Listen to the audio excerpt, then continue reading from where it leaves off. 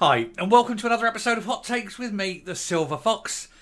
And Humza Yousaf is at it again with international relations. This time he's meeting with Jordanians, the Jordan ambassador. No records were kept, or at least records were kept, but no records were revealed. Everything was redacted. And the claim, of course, is that it would harm international relations. Scotland shouldn't be having international relations. It's not a sovereign country. And it must be said that once again, Humza Yousaf, in his little secretive talks with other Muslim leaders around the world, did not have a Foreign Office, Home Office or Cabinet representative with him. No diplomatic presence. Why? What were they discussing?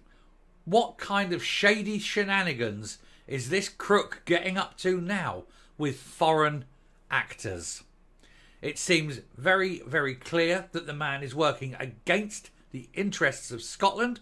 That's why there's so much secrecy and cover-up, and why he refuses to have British government involvement despite being continually told he must.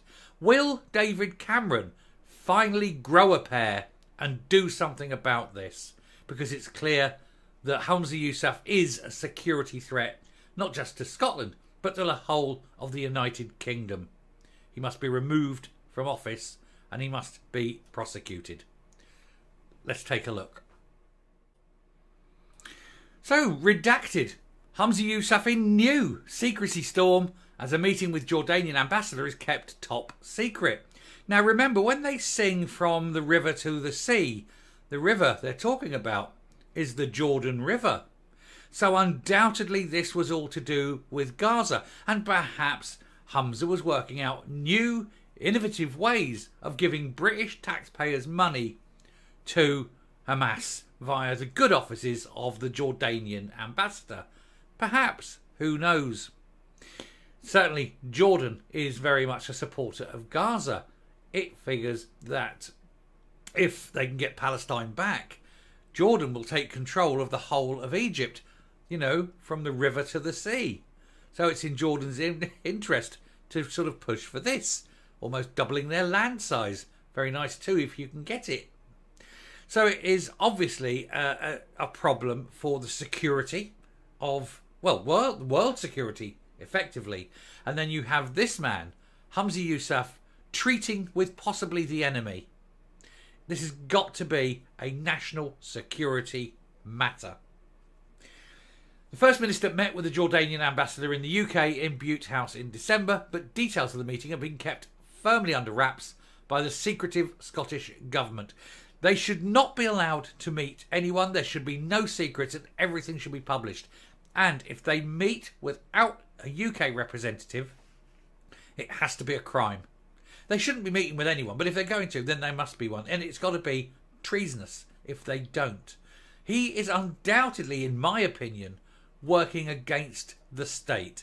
He is an enemy of the state.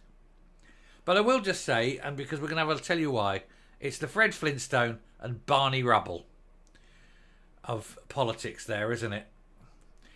Humza Yousaf has been caught up in another secrecy storm after the Scottish Government refused to release any details of what he spoke to the Jordanian ambassador about after they met for a cosy lunch at Butte House in December. The First Minister welcomed the Jordanian ambassador, Manad Abbas, to Edinburgh following the request from the foreign diplomat. And you have to ask, what Manad Abbas do? Minutes were taken at the summit between the pair on 18th of December, but these were almost fully redacted after the Scottish Daily Express asked for them through freedom of information legislation.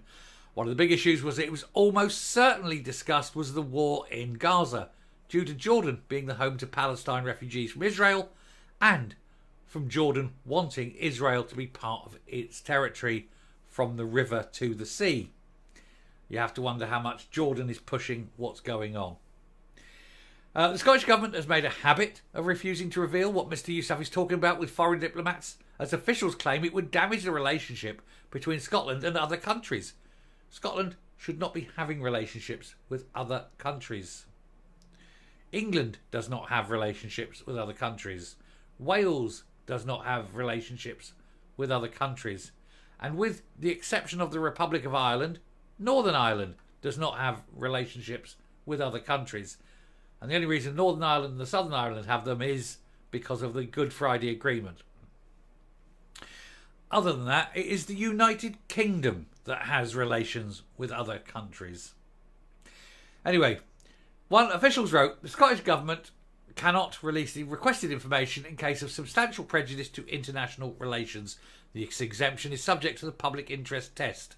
Therefore, taking account of all the circumstances of the case, we've considered that if the public interest in disclosing the information outweighs the public interest in applying the exception. In other words, we daren't tell you what was discussed because you'd get so angry you'd want to come after Humza Yousaf and string him up a lamppost for possibly being an absolute treasonous two-faced toad who was working to the benefit of the enemies of this country, perhaps, allegedly. And that's it. I'm just going to say here, I'm not going to go on because we just know what it is. But there we go. The FM and MD. So they tell you that basically, oh look, they exchange pleasantries and introductions, and then redacted, and so on. Nothing. What is the point? This needs a full inquiry, not just because to see what's going on. I mean, by the security services. In an undisclosed location, abroad, in a third-party state, where questions can be done rigorously, and where Humza Yousaf can assure the people questioning him that he tells the truth, and then he can be just disappeared. Because, in my opinion, Humza Yousaf is working directly against the issues, the interests of this country, and I literally I can't avoid the thought. It's just there. It just seems so obvious all the time. Never wanting to have officials there, always secretive, always hidden.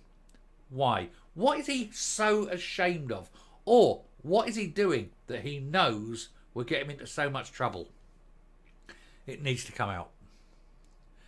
Now, I'm not the only one who thinks this. Everyone thinks this. There's a lot of people who think this, at least.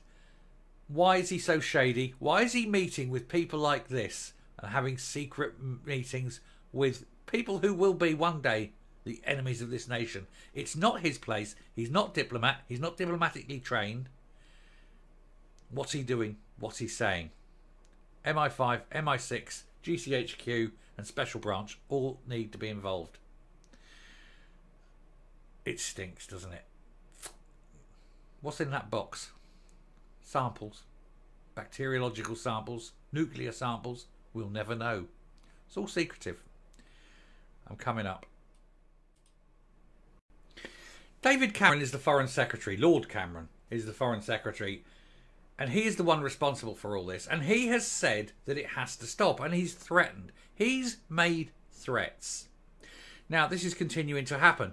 So either Cameron makes good on his threats, or he resigns as being someone who makes empty threats and does nothing.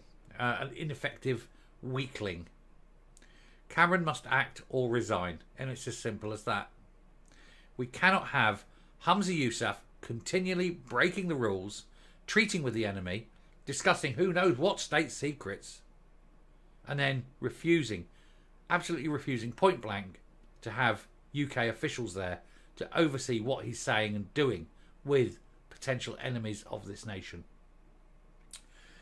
I'll stop. Thank you very much for watching. Do please hit the subscribe button, ring the bell, leave a like, leave a comment, please share the video.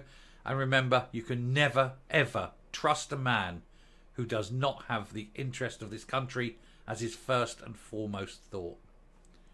Bye-bye.